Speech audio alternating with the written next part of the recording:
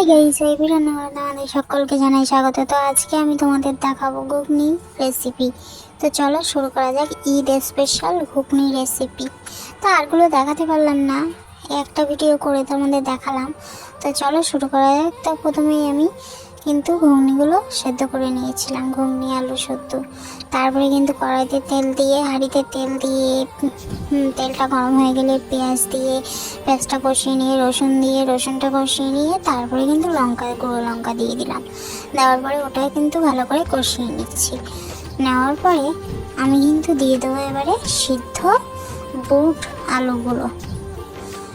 করা বুট আলুগুলো এবারে দিয়ে দেবো। দেওয়ার পরে ভালো করে কিন্তু নাড়তে থাকবো আমি। তো নাড়ছি, দেখতেই পাচ্ছ।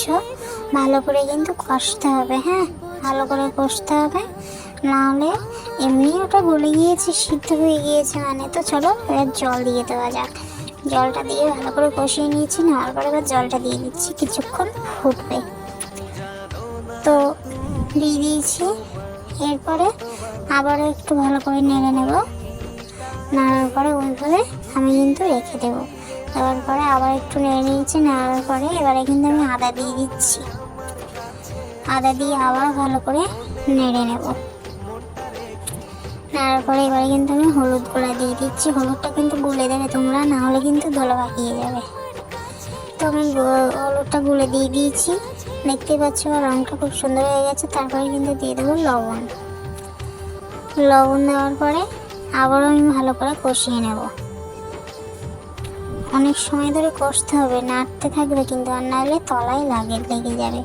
তো তারপরে অনেক সময় ধরে নাড়ার পর এবারে দিয়ে দিলাম মিট মশলা। তারপর আগে দিয়ে দিয়েছিলাম লঙ্কার গুঁড়ো, কিন্তু দিয়ে দিয়েছিলাম। এবার দিয়ে দিচ্ছি মিট মশলা, গরম মশলা দিয়ে দিয়েছি। তারপরে কিন্তু দিয়ে দিচ্ছি মরিচ গুঁড়া দেওয়ার পরে ভালো করে আবারও কিন্তু নেড়ে নিচ্ছি। অনেক সময় ধরে কষার পরে এবারে আমি জল দিয়ে দিচ্ছি, পুরো ঝোলটা দিয়ে দিলাম। ঝোলটা দেওয়ার পরে আমি কিন্তু অনেক সময় ধরে রাখার পরে মানে যতটা রাখার মতো নিয়ম আমার মনে হয়েছে ততটা আমি রেখে দিয়েছি। তো দেখতে পাচ্ছ অসাধারণ হয়েছে। আমি নামিয়ে নিয়েছি। এবারে নেওয়ার পরে আমি প্লেটে ঢেলে তোমাদের দেখাচ্ছি কীরকম হয়েছে। তো দেখো কত সুন্দর ঘন হয়েছে, কত সুন্দর, খেতেও সেরকম হয়েছে, দেখতেও কত সুন্দর হয়েছে। তোমরা যদি খেতে চাও তো চলে আসতে পারো আমাদের বাড়ি, আর যদি তা না পারো তাহলে ভিডিওটা দেখে বাড়িতে ট্রাই করতে পারো। এবং আমার ভিডিওতে একটা লাইক, কমেন্ট, শেয়ার করো, লাইক করো এবং সাবস্ক্রাইব করো। তো ঘুগনি দেখতে পাচ্ছ, উপরে কিন্তু একটু শসা ছড়িয়ে দিচ্ছি, তার উপরে কিন্তু একটু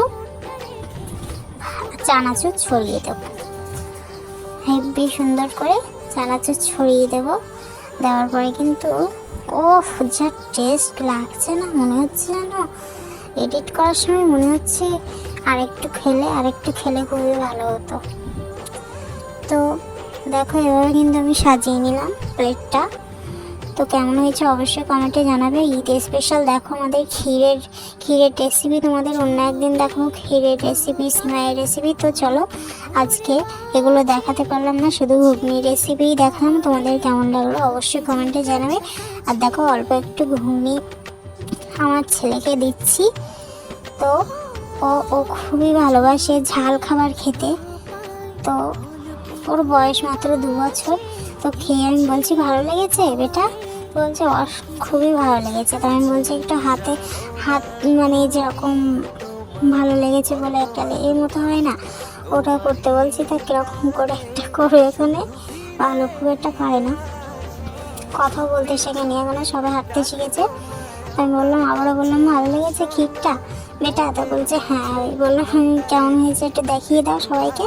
তো দেখালো কেমন করে, দেখতেই পাচ্ছ। আর যদি আমার বাচ্চাটাকে ভালো লেগে থাকে লাইক, কমেন্ট, শেয়ার করে সাবস্ক্রাইব করে দিও প্লিজ।